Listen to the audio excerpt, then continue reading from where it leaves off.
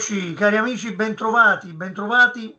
Oggi torniamo a parlare di Processione dei Misteri e di Settimana Santa Trapanese e lo facciamo con una persona che è molto addentrata nell'ambiente della Settimana Santa a Trapani, della Processione dei Misteri, una persona impegnata a livello culturale e anche sociale, maestro di una banda musicale. Claudio Maltese, non avresti bisogno di presentazioni perché ti conoscono in tanti, ma io mi limito quantomeno a presentarti per chi magari non seguirà la trasmissione e non ti conosce. TVBN viene seguita anche da persone che non sono trapanesi, ma i trapanesi ti conoscono tutti. Allora, Claudio, Grazie Nino, ciao a tutti. così come ho fatto con tutti gli ospiti che si sono susseguiti in queste conversazioni, faccio sempre una domanda di rito, iniziando diciamo la conversazione. La domanda è: come stai vivendo questo tempo di sospensione, di sosta, non solo come persona legata ai misteri, quindi alla processione dei misteri, ma anche come artista, come musicista? Te la parola. Beh, carissimo Nino, come stiamo vivendo? Io dico sempre quando mi dicono come stai, dico fisicamente bene, mentalmente insomma un po' meno perché purtroppo dal 3 di marzo, una data per noi importantissima dello scorso anno, abbiamo fatto l'ultima prova con la banda e da quel giorno praticamente si è fermata tutta l'attività, sia l'attività bandistica, sia anche la mia attività anche nel sociale, nel culturale, come dicevi tu, con l'altra associazione che io gestisco, con gli eventi che facciamo storici e culturali. Anzi, lo scorso anno siamo riusciti a settembre a fare la scalinata in fiore a San Domenico. Sì. L'unica cosa che abbiamo potuto fare perché è all'aperto, perché comunque controllato, eccetera.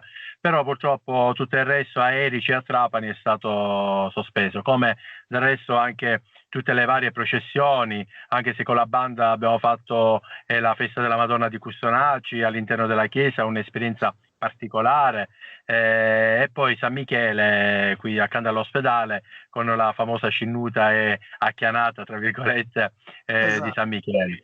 Però purtroppo per il resto è tutto fermo. Io proprio qualche giorno fa sono andato alla sala prove per prendere una cosa che serviva ad un componente che vorrebbe continuare a studiare. Comunque, appena ho aperto la sala prove ho visto quelle legie, quei libretti ancora sopra. Inanimati. Sì, è una cosa che fa molto, molto male.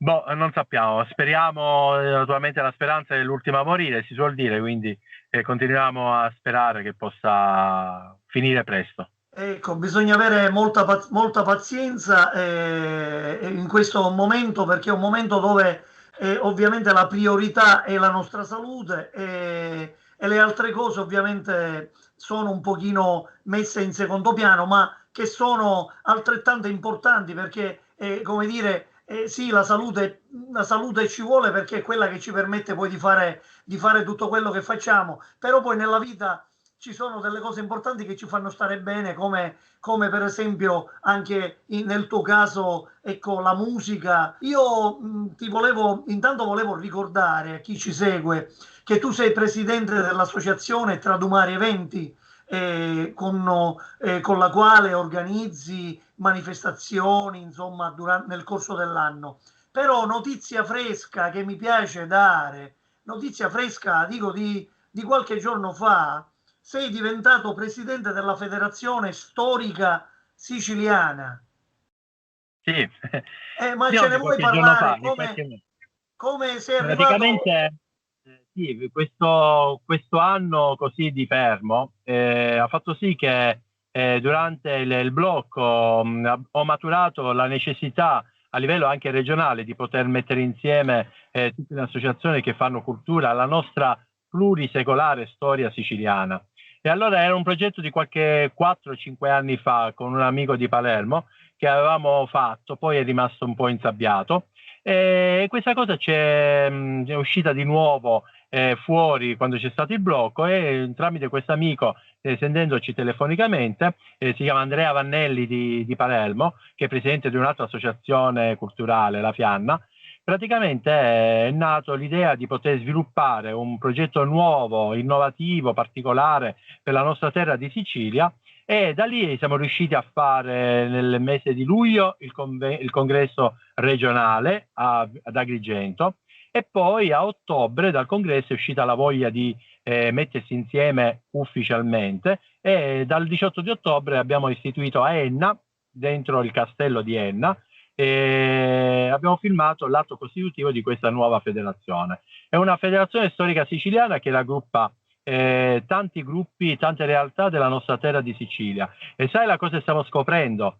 Una cosa impressionante: ci sono gruppi che partono, la nostra storia parte dai Fenici, Romani, fino ad arrivare alla Belle Époque, fino ad arrivare agli ultimi scorso. Cioè abbiamo proprio una varietà di gruppi meravigliosi, e già sono arrivate a quasi 25 realtà che raggruppano storia, cultura, arte, sport, tutto che fa parte della storicità della Sicilia, e stiamo iniziando a programmare qualcosa di grande nel futuro. Quindi da quella elezione che c'è stato prendere il congresso nell'atto costitutivo che abbiamo fatto a Enna, poi all'unanimità hanno dato questa fiducia a me, e quindi sono diventato presidente della federazione siciliana, e questo mi rende onore anche sia alla città di Trapani che di Erice. Si parla della grande città.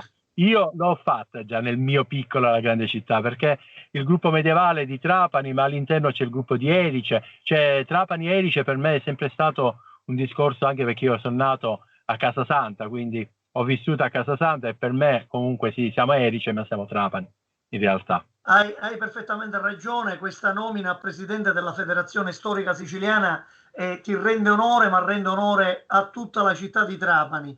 Io non sono per annullare nessuno dei due comuni, attenzione, io sono invece per unire la frazione di Casasanta, cioè quella è la cosa che a me non va. Esatto.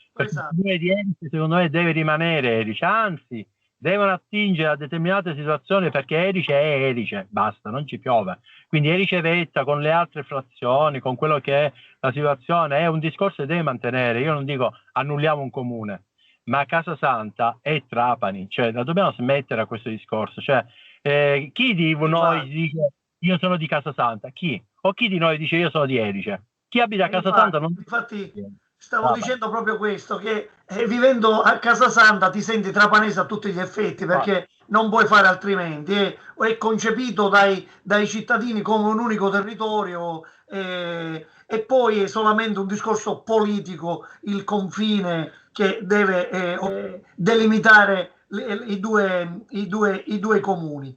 Allora, Claudio, a questo punto io, cambiando un po' argomento, mi piaceva un attimino dare anche questa notizia, anche se già i media ne hanno abbondantemente parlato di questa tua nomina, però volevo parlare un attimino di Processione dei Misteri, di riti della Settimana Santa Trapanese, di cui sei un esponente di spicco. Ricordo che sei il maestro della banda musicale Città di Paceco, che accompagna appunto uno dei gruppi dei Misteri, nonché anche una delle Madri Pietà. E intanto volevo sapere quanto tempo è trascorso da quando hai pubblicato per la prima volta e suonato a Pacicota. Ora non mi ricordo l'anno di fondazione che ho scritto la Pacecota, però stiamo passando oltre 10 anni, 15 anni, anche perché io alla banda di Paceco sono da 25 anni. Quest'anno abbiamo celebrato 25 anni che sono con la banda di Paceco, scherzando. E da lì è nata poi le prime marce, quindi la Pacecota, la Madre Pietà dei Massari, l'11 settembre, sono tutte marce che sono nate in un arco di tempo proprio all'inizio della mia attività a Paceco. E quindi mi fa piacere che già sono inseriti perfettamente nel piano delle marce tradizionali della nostra processione. Nulla a togliere alle antiche marce, che sono sempre, naturalmente, restano le più belle, le più affascinate, però queste di qua, anche sai, nel giro a Palermo, in tutta la Sicilia, ho mandato partiture in tutte le parti, anche a Guatemala mi hanno chiesto la marcia dell'11 settembre, ed è una cosa bella che ti gratifica tantissimo. E infatti possiamo affermare, Claudio, che sei stato, credo, se non ricordo male, il primo, diciamo, a lanciare un po' la fase delle nuove marce, cioè a stimolare anche gli altri musicisti trapanesi a scrivere altre marce funebri. Però è bello che poi da lì nascono tutte le altre, i maestri, i miei colleghi moderni, tra virgolette, di oggi, dei giorni nostri, hanno iniziato a scrivere chi più chi meno diverse marce. Io sono arrivato a 5 marce, mi fermo lì al momento, poi vediamo successivamente quello che, quando c'è l'ispirazione, così a commissione non mi va, come si suol dire. Ma una cosa importante anche, non so se tu magari fa parte, parlavamo dei miei 25 anni, ma l'anno scorso, 2020, dovevamo celebrare con la banda di Paceco un grande anno giubilare. Dovevamo celebrare i 125 anni della presenza della banda alla Processione dei Misteri. Abbiamo trovato un articolo, grazie anche a Giovanni Cammareri che ci ha portato in questa strada, in questa direzione, un articolo giornalistico di allora, di Trapani, datato 1896. E in quell'articolo si parla proprio della banda di Paceco, della presenza nella processione dei misteri Lo di 3 conosco bande. quell'articolo e si parla della presenza della banda di Paceco.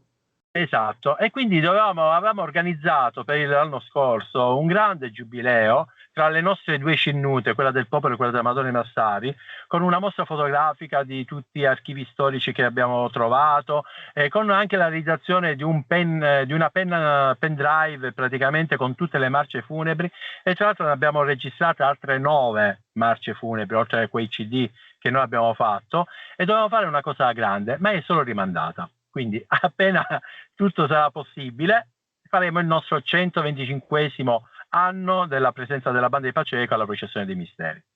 Bene, bene, speriamo di tornare presto in pieno ritmo con le manifestazioni culturali che tanto ci stanno mancando. Ti volevo chiedere, entrando un poco nel tecnico della processione dei misteri, tu conosci molto bene tutte le dinamiche della processione dei misteri e ti volevo chiedere, se non ricordo male, allora sei stato tra i promotori di voler portare la banda musicale dietro al gruppo. Siccome in questo ultimo periodo, nelle varie trasmissioni che si sono susseguite, ne abbiamo diciamo ampiamente discusso, banda davanti è meglio dietro, è meglio davanti, insomma, io se non ricordo male tu sei stato tra i promotori a collocare la banda dietro. È Ti vera questa ricordi? No, cosa? no, male, ti ricordi bene, però ancora di più. Sono stato io a proporlo, Ah, quindi non tra i ecco, promotori, sono stato io. ricordavo Allora, che hai proposto. squadra dei 100 che aveva fatto Giovannello D'Aleo. Ecco, volevo capire però da te, dalla tua bocca, visto che sei stato tu il promotore del collocamento della banda dietro al gruppo, per quale motivo concreto questa scelta si è fatta? Per un discorso di risolvere i distacchi, oppure per aiutare i portatori a sentire più da vicino la marcia? Allora, io ho detto la mia proposta è nata per questo motivo, perché ho sentito l'esigenza nel corso degli anni, quando le bande iniziavano a essere 20, quindi uno per ogni gruppo praticamente, l'esigenza era quello, sì, innanzitutto una premessa, il discorso storico che molti parlano mi va bene, il fatto che la banda era l'orgoglio della maestranza e quindi veniva messa davanti perché chi aveva la banda era una cosa importante nei secoli, negli anni passati, e quindi la banda era messa davanti come al teatro, alcuni mi parlano di teatro, l'orchestra davanti alla scena teatrale, d'accordissimo, sono tutte cose importanti, ma ricordiamo che la processione dei misteri non è un teatro, ma è una processione, e quindi come tale bisogna cercare di rendere una cosa particolare, diversa, anche perché da noi trapanesi abbiamo questa famosa tecnica che è l'annacata fatta dai portatori, che è una cosa tipica nostra e che va fatta a tempo con la banda musicale.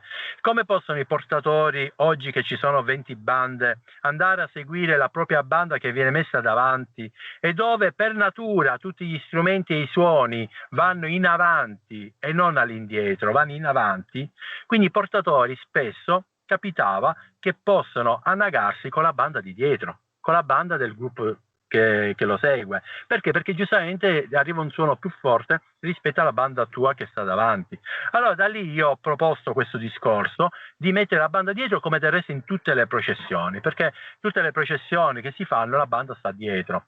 Anche perché chi guarda il Sacro Gruppo dei Misteri, io dico sempre che noi come banda abbiamo quella, come posso dire, quell'onore di dare la voce ai misteri. I misteri sono delle statue, sono inerti, i portatori danno il movimento e la musica dà la voce. Quindi quando tu vedi il gruppo che si annaga, che si muove davanti a te e senti di sottofondo la banda, la marcia funebre, automaticamente è tutto in una cosa, cioè lo spettatore, il fedele, quello che sta guardando in quel momento quella scena sacra, automaticamente entra in un mondo particolare. Invece quando tu vedi la banda che si allontana perché già è passata in avanti, poi tra la banda e il ceto, spesso il mistero, spesso c'erano quelli del ceto, quindi c'era già quella distanza tra la banda e il mistero. Poi tu vedi passare il mistero, la banda molto già un po' più andata, non era bella. Invece in questo modo io vedo il mistero, contemplo quel mistero e ascolto la musica di quel mistero, la nagata in quel ritmo di quel mistero. Questa è stata la mia proposta.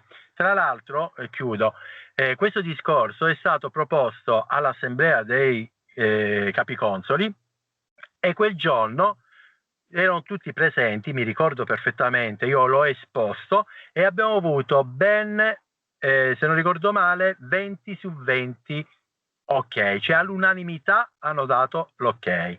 Poi c'è stato una piccola sosta, intervallo, qualche mistero lì insomma aveva iniziato o qualche maestro di banda aveva coinvolto il proprio capoconsole appena sentito questo che non piaceva perché doveva fare forse spettacolo, non so che cosa, ma non è, la banda non è il protagonista dei misteri, quella è la cosa che dobbiamo far capire, lo spettacolo non si fa, lo spettacolo si fa nelle rassegne bandistiche, fai lo show, fa lo spettacolo, la banda accompagna e dà la voce ai misteri.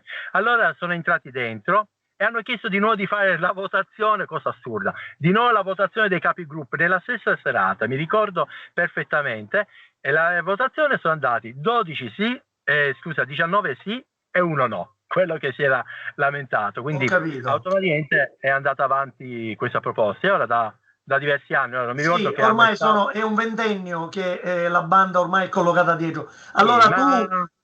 Anche se dicono, ti tengo un'ultima parola, anche se dicono che la colpa dei ritardi dell'uscita è derivato dalla banda messa dietro, sono una grande asinata anche questa. Io con chi dice una cosa del genere, andiamo a vedere i video, i filmati di Telestudio, di chi fa le riprese dell'uscita e vi faccio analizzare esattamente che così non è. Il tempo si perde per altre situazioni, ma non perché la banda è dietro.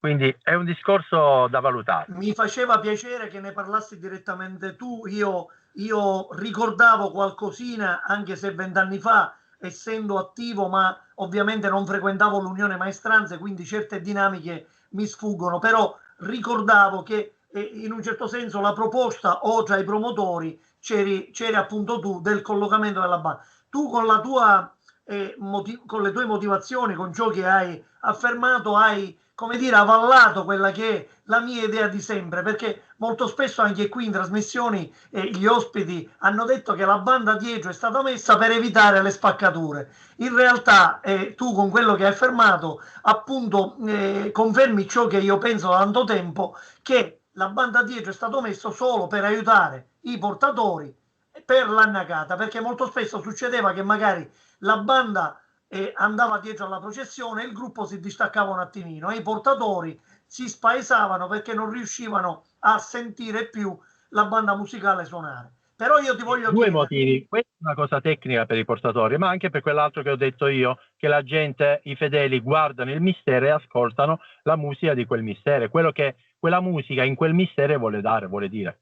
E io ti volevo puntualizzare una cosa. Tu hai dato questa motivazione che è, come dire, una motivazione valida certamente, anche se potrebbe essere discutibile, però ti volevo dire, questo tu parli che la processione dei misteri è una processione, non è teatro, anche se le origini affondano nel teatro. Se noi oggi abbiamo la processione è perché c'è un'origine teatrale della processione dei misteri, quindi un po' l'elemento teatrale la fa da protagonista. Però ti voglio dire l'elemento spettacolarizzante di oggi dell'annacata, rispondimi con la tua massima schiettezza, l'elemento predominante rispetto invece all'aspetto religioso e spirituale della processione?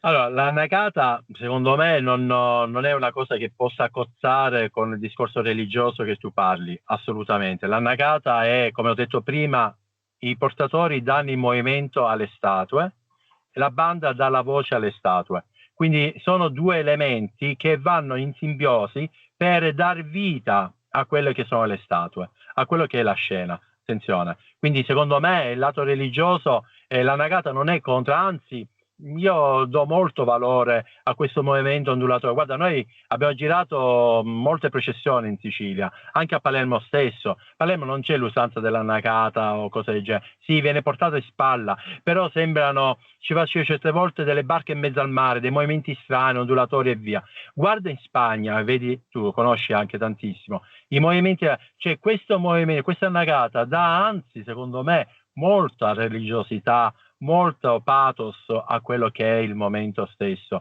Cioè, dai, una cosa è vederlo scarrozzare il mistero, si suol dire, una cosa è vederlo muoversi in annacata, quindi non dà l'aspetto religioso. Poi se tu mi parli invece della processione in sé per sé, se ha poco di religiosa, più di folcloristica, più di quello è un altro contesto, un'altra situazione. No, adesso ti vedo. Vai, riprendi da qui. Quindi l'annacata, tu dici la sacralità, non perde la sacralità, anzi secondo me l'annacata, appunto, come dicevo prima, sicuramente dà quel movimento particolare al gruppo, e quindi tra l'annacata e tra la musica si sente, trasmette un'atmosfera, un pathos, una religiosità particolare. Se tu mi parli di religiosità e di folklore o comunque di altro nella processione dei misteri è un altro discorso, ma quello globale, generale. Ma l'annacata assolutamente non fa perdere la religiosità a quello che è quella processione in sé per sé.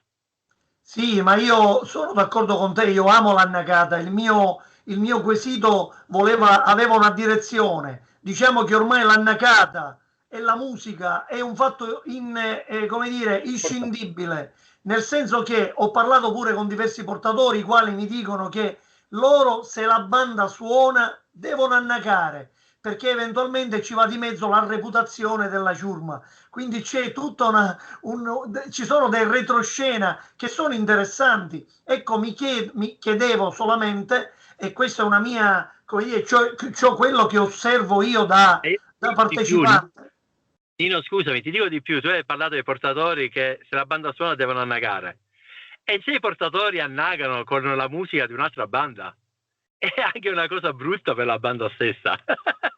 Sì, infatti si subentrano, difatti ci sono dei conflitti di interesse che sono davvero madornali. Ecco, i portatori, molti mi dicono, per me, dice, se la banda suona devo annacare perché sennò è brutta figura, ma anche per la banda sarebbe brutta figura suonare e i portatori magari annacarsi con un'altra banda, con la musica di un'altra banda. Hai perfettamente ragione, però ormai l'elemento dell'annacata insieme alla musica è diventato l'elemento predominante, forse il più spettacolarizzante della processione dei misteri. Ecco, su questo credo siamo tutti d'accordo. E non dà però spettacolo negativo, ma dà uno spettacolo positivo, perché dà uno spettacolo di religiosità. Attenzione. Allora, su questo sono d'accordo con te, perché molto spesso l'annacata viene visto come un qualcosa di profano. In realtà questi portatori che come fratelli si intersecano tra loro, si abbracciano, aiutando l'uno l'altro e viceversa, quindi c'è questo vicendevole aiuto. Ecco, è un qualcosa invece che ci riporta a un discorso di grande, come dire, di grande valore di fratellanza posso dire che questa cosa ormai fa parte della nostra processione, quindi la nagata e la musica sono insieme, in grande simbiosi, quindi assolutamente deve essere una cosa, cioè la nostra caratteristica, ed è una spettacolarità religiosa, quello non ci piove. E Claudio, volevo chiederti, non è che la causa di questo rallentamento generale della processione degli ultimi 20-25 anni, insomma, è causato anche dal ritmo molto più lento che oggi le bande musicali propongono? Allora, questo potrebbe anche essere un motivo, però più o meno le marce funebri, avendo questo ritmo, e se i portatori vanno avanti tranquillamente, non penso che ritardano questo, non è un motivo di questo allungamento o comunque di questo ritardo che c'è. Ci sono altri motivi, il fatto di mettersi troppo in mostra, il fatto di l'anno scorso non si è fatto, l'ultima processione non si è fatto, girarsi in coloro che danno le picacce, di coloro che danno le offerte, il fatto di fare una battuta intera davanti a quel palazzo, quel balcone o quella situazione perché c'è chissà chi. Lì sono i ritardi, perché quando tu fai una battuta intera sono minimo 8 minuti di fermo. Chi sta davanti, 8 minuti fermi, non ci sta. E lì è la mentalità di ognuno dei capiconsoli, dei consoli, di tante situazioni messe insieme. Cioè tu devi capire che sei il continuo di quella processione, non sei per conto tuo. Quindi Esatto, bravo. se tu stai fermo per 8 minuti, 10 minuti là in quel posto, in quel balcone, quelli davanti a te già quei 10 minuti sono andati via, poi devi andare a correre. E non solo, e non è bello nei confronti della gente che è da ore ferma ad aspettare il gruppo e vedersi passare poi il gruppo correndo davanti. È Sono brutto. d'accordo con te, sono d'accordissimo con te. Noi come gruppo dei metallurgici come dire, siamo stati fedelissimi alle linee guida che ci ha dato Sua Eccellenza il Vescovo. Eravamo uno dei gruppi che faceva più girate, soprattutto nella via Fardella. Abbiamo abolito le girate, non facciamo più girate a personalità, maestranze, eccetera, eccetera, neanche a palazzi e nemmeno a sedi. Il nostro gruppo da qualche anno a venire qui va sempre avanti e noi pensavamo di essere anche, come dire, di fare questa scelta e essere da monito per altri gruppi, mentre altri gruppi invece hanno continuato a fare quello che tu dici, perché la vera perdita di tempo si ha proprio in questi momenti dove si gira il gruppo alle sedi, marce, battute interminabili, oppure a contribuenti onerosi che bisogna omaggiare necessariamente con una battuta intera. Ecco, lì sono d'accordo con te, il tempo si perde proprio in queste circostanze. Sì, no, se ognuno suona la propria marcia e il mistero va avanti tranquillamente, cammina ad annagare tranquillamente, tu non perdi nessun tempo, perché quando tu non suona, la tua banda non suona, c'è quella di davanti che fa poi la stessa cosa, quella di dietro, quindi siamo tutti in parità, tranquillamente. Invece se tu ti fermi, blocchi la processione, spezzi la processione, quello che Diciamo non che si è capito purtroppo. dovrebbero farlo tutti, In queste linea. scelte le dovrebbero fare tutti e purtroppo tutti non sono in grado, non sono evidentemente in grado di farle. Allora, Claudio, siamo in chiusura, solamente un'ultima battuta, si parla molto di Unione Maestranze, prima però di parlare di Unione Maestranze volevo chiederti se tu hai e trovi in questo che stai dicendo la soluzione più concreta per evitare i distacchi. Questo perdita di tempo delle battute davanti ai palazzi, alle sedi, ai contribuenti. Allora, secondo me la processione è unica, dal primo fino all'ultimo. Non ci deve essere alcun distacco, nel senso che ognuno di noi, allora, parlavamo prima della federazione, cioè la federazione è fatta da tanti singoli gruppi con le proprie realtà e ci sta. Però quando si fa una cosa unica, quando io faccio il corteo a Trapani per la trave medievale o a Erice per la festa federicina, io a tutti i gruppi che vengono da tutta la Sicilia dico sempre una cosa all'inizio: signori, ricordiamoci che il corteo è unico, quindi si parte dal primo e si finisce all'ultimo e ognuno deve seguire chi sta davanti. È come un serpente, la coda segue la testa, mai che sia che tu ti puoi fermare per far spettacolo. Allora, i gruppi dei misteri è la stessa cosa, cioè ogni ceto deve considerare, nel rispetto del proprio ceto, nel rispetto delle proprie esigenze, deve considerarsi unico con gli altri. Quella è la cosa importante. Perfettamente Cioè, non ci devono d'accordo. essere questi esibizionismi, non ci devono essere, non esistono. Questa cosa delle uscite, quando i capiconsoli si mettono davanti al portone e aspettano orgogliosi di farsi riprendere dalle televisioni o dalle fotografie, questa è una cosa sbagliata, perché già la processione è andata avanti. Tu devi camminare, devi uscire. Queste cose di mettersi in mostra non ci devono essere, anche da parte nostra delle bande. Io parlo nel settore bande, non dobbiamo fare chissà quale tipo di coreografie, chissà quale tipo di situazione. Io nelle entrate la banda la mette in una posizione tale da poter accompagnare al 100% l'entrata del mio ceto. Anche nella Madonna dei Massari ti accompagniamo, cioè io devo contribuire che l'entrata sia bella, sia spettacolosa, ma quando il mistero è dentro io devo finire. Stop. E quando io concordo con il mio capoconsole e gli dico vedi che la marcia finisce qua, io non devo fare di nuovo da capo, perché perdo la sacralità di quella marcia. Cioè la marcia deve finire quando deve finire, tu devi essere bravo, portatore, caporale, capoconsole, di fare terminare il mistero dentro quando la marcia sta per finire, a quel finale.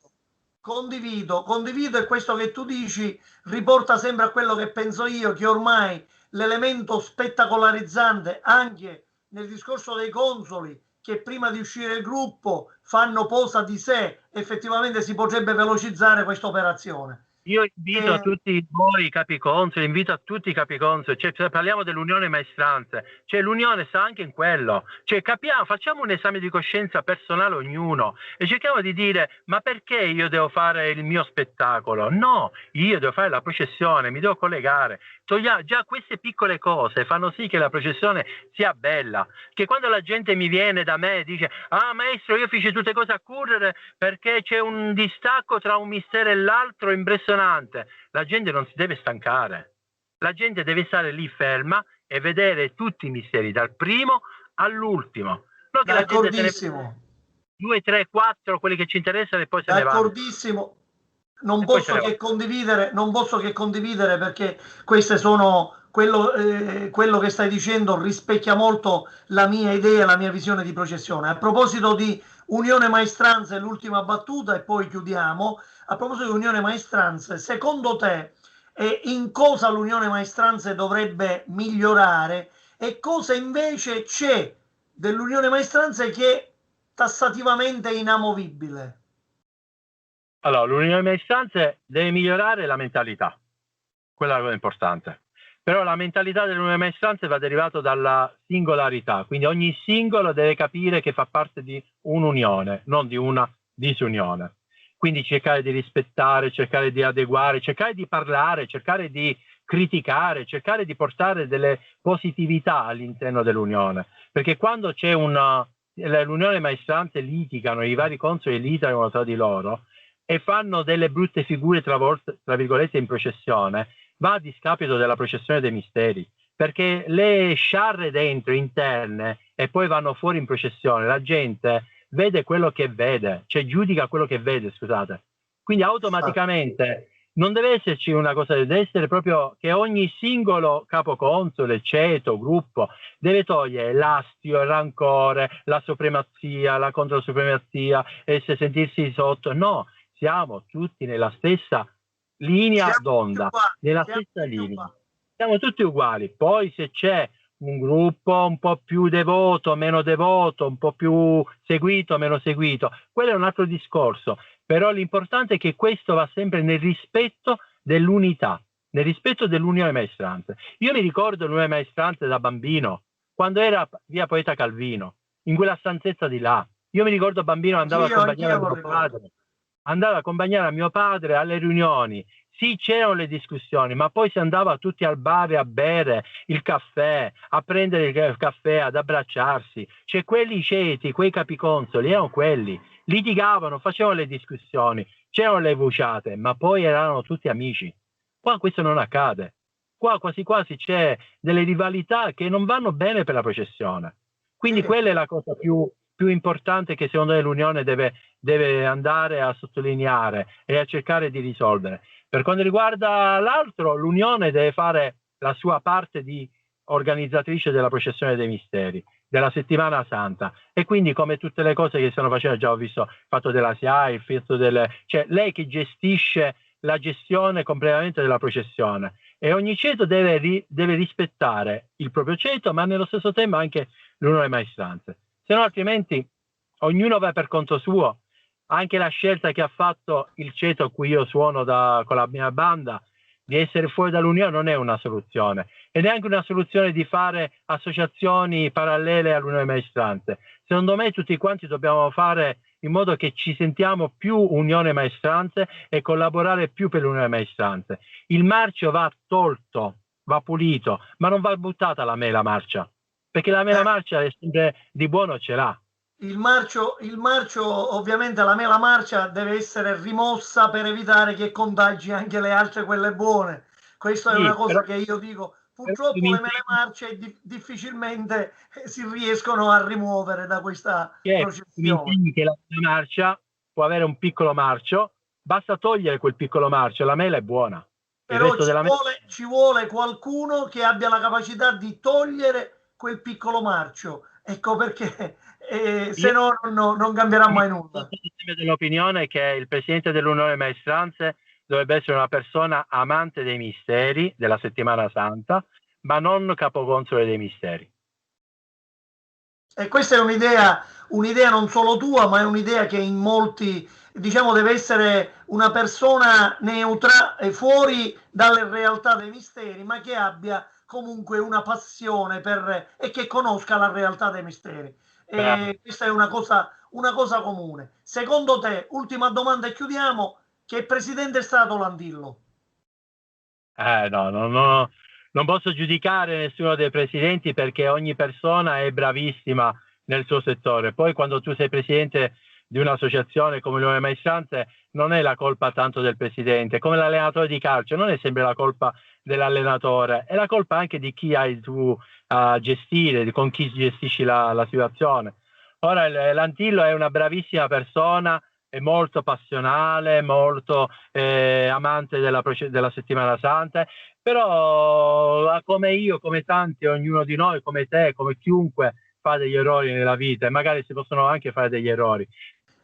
Allora, cari amici, siamo in chiusura, abbiamo avuto, e ringrazio Claudio Maltese per aver accettato il mio invito, ci siamo confrontati, a me piace mettere insieme le idee, ecco, le visioni che i protagonisti hanno della processione. Sto cercando appunto di far parlare un po' tutti, dal portatore al capoconsole al musicante, insomma, e intervisterò pure gente comune, perché voglio capire anche la gente comune, il trapanese, cosa pensa in realtà della processione dei misteri della settimana santa. Io ringrazio Claudio Maltese, ringrazio tutti quelli che seguono le trasmissioni di TVBN, sia per quanto riguarda il canale YouTube che per quanto riguarda la pagina Facebook. Sono numerosissimi anche i visitatori del nostro sito internet ufficiale tvbnweb.it, che ringrazio sentitamente. Grazie a tutti per l'ascolto, grazie Claudio, a risentirci. Ciao a tutti, ciao. Grazie, alla prossima, ciao.